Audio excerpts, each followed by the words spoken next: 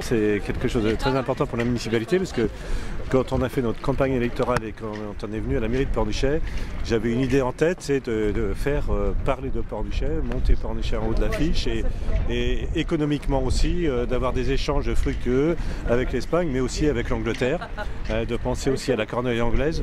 Je crois que c'était très important parce qu'il n'y avait pas de course vers l'Angleterre, donc profiter de cette Celtica pour faire une année l'Espagne, une année l'Angleterre, sachant que la cornouaille anglaise aussi est reliée à l'Espagne nord, sur les côtes de l'Atlantique aussi, par un ferry qui part de Plymouth aussi vers l'Espagne, comme on a aussi Saint-Nazaire, maintenant aussi des ferries qui peuvent relier Riron aussi en Espagne. Donc vous voyez, je pense que c'est un triangle sur lequel on peut se baser pour ces courses et puis d'avoir des échanges économiques entre nos villes.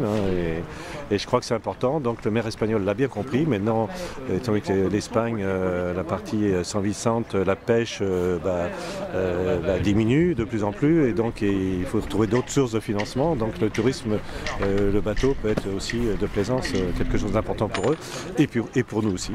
Donc nous, on souhaite faire venir des Espagnols, il y a une vingtaine d'Espagnols qui sont venus cette fois-ci.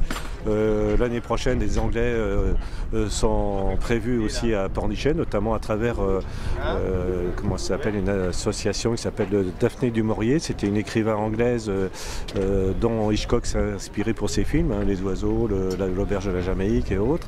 Et donc c'est un festival qui vont tous les ans en Angleterre au même moment que la Celtica.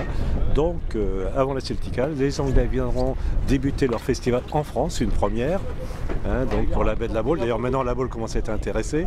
Et puis comme ça, après, nous on ira en Angleterre et les Espagnols aussi. Donc je souhaite qu'entre ces trois pays, la cornouaille anglaise, qui est aussi une partie celtique, qu'on puisse s'entendre tous les trois pour faire de bonnes choses et puis qu'il y ait de beaux échanges entre ces trois villes.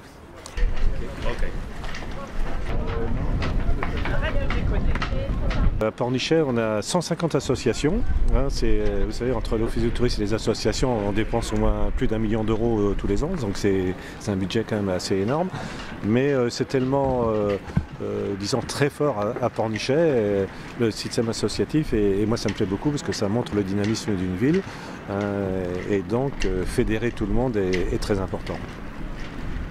Fédéré par le sport, ça a toujours été un... Voilà, le sport, on a aussi, vous voyez, la rando Ouest-France, il y a plein de bénévoles. Toutes ces randos ont disparu dans toutes les autres villes. À Pornichet, ça existe encore. Bon, c'est vrai que des fois, il faut relancer les gens, mais je crois que c'est important de faire participer les gens, de dire, voilà, nous, la municipalité aide, on donne de l'argent, on n'hésite pas. Puis en plus, on n'augmente pas les services, donc les prix n'ont pas augmenté depuis 3-4 ans au niveau des services. Donc ça veut dire que les gens, ils ont tout ce qu'il faut pour faire du bénévolat et puis de l'associatif sans problème, quoi. Je le souhaite. Je crois que c'est important, l'échange entre les gens, que les gens ne restent pas cloisonnés chez eux, et c'est important. Une ville où il fait bon vivre.